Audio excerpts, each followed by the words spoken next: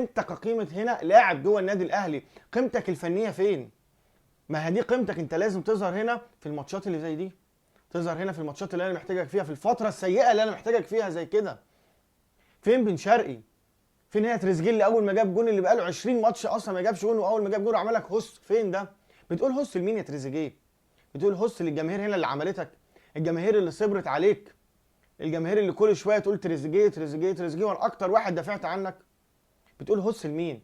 هوس للجماهير هنا اللي بتساندك من اول ما جيت، ونقول لا يا جماعه الراجل عنده حماس، وحماس البدايات معلش، وعايز يثبت نفسه، وعايز يقول للنادي الاهلي ولاعيبه النادي الاهلي، وعايز يقول لجماهير النادي الاهلي انا موجود. فين الكلام ده؟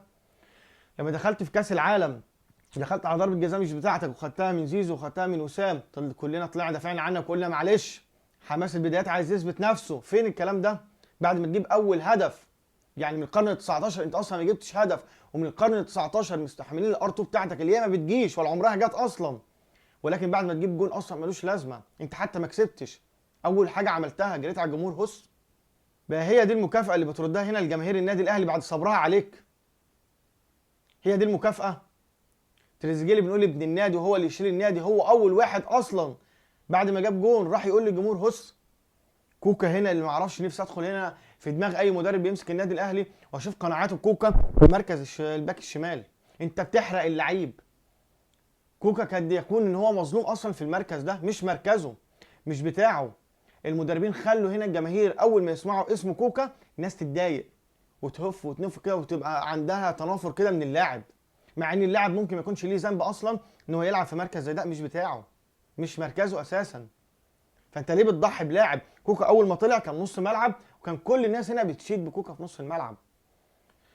كانت تقول لك كوكا كوكا لا ده موهبه، كوكا نقدر نعتمد عليه 5 6 سنين اللي قدام، 10 سنين اللي قدام في نص الملعب.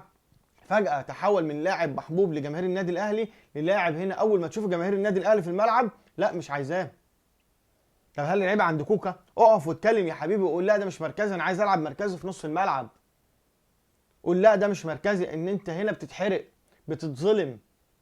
انت هنا في مركز الباك الشمال، لا هجوم موجود لا دفاع موجود، اخرك سلم واستلم، وده هو الشغل هنا بتاع نص الملعب، ده اللي بتعمله. حتى دفاعيا ضعيف، هجوميا مش موجود.